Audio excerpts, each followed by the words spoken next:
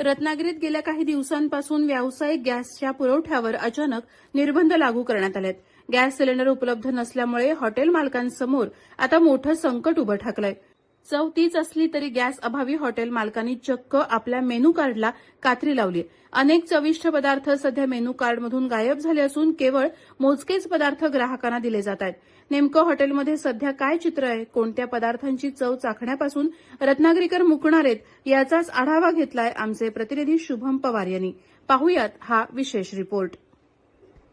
Hotel व्यावसायिकांच्या व्यावसायिक सिलेंडरवर निर्बंध लागलेले आहेत, त्यामुळे त्यांच्या मेनू कार्ड जे आहे त्याला कात्री बसलेली आहे।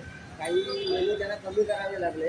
आपण आपल्यासोबत जे व्यावसायिक आहेत त्यांच्याशी आपण चर्चा करूया।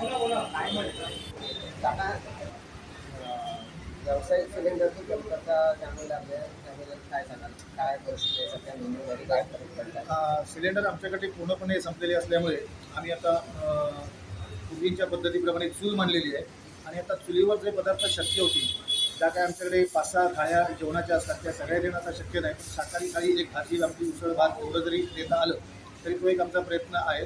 आणि स्नॅक्सची सुद्धा जी मोठी यादी असते त्याच्यातली यादी कट करून फक्त वडा, मिसळ आणि पावभाजी आणि जे 4 आयटम असतात की ज्याला गॅस किंवा हे लागत नाही, इंधन लागत नाही, ते जे सुके पदार्थ असतात, भेळपुरी, शेव बटाटा पुरी वगैरे असे पदार्थ द्यायचा प्रयत्न ठेवायचा। कोल्ड्रिंक, ताक, लस्सी, सोलकढी असं करून दिवस रुटीन चालू ठेवायचं। संस्था बंद करून घरी बसण्यापेक्षा व्यवसाय चालू ठेवून जे काही नुकसान होणार आहे ते नुकसान कमी कसं होईल याचा प्रयत्न करून आलेल्या संकटाशी सामना करून सर्व व्यावसायिक मंडळी अधिक त्यांच्याकडे असलेले कामगार या सगळ्यांनी मिळून हे जे आलेले संकट आहे त्या संकटाचा सामना करायचा आहे। आणि हे जे काय किमान 15-20 दिवस जातील असं वाटतं आहे। आता एकत्रित वातावरण किंवा एकत्रित ज्या बातम्या कानावर येतात त्याच्याप्रमाणे हे रुटीन परत जागेवर यायला किमान 15-20 दिवस, पाऊण महिना लागेल। त्या पाऊण महिन्यामध्ये ही परिस्थिती जी आहे ती जेवढी चांगल्या पद्धतीने हाताळता येईल त्या पद्धतीने हाताळून ग्राहकांनाही जी काही सेवा आपल्याला चांगली देता येईल ती द्यायचा प्रयत्न ठेवायचा।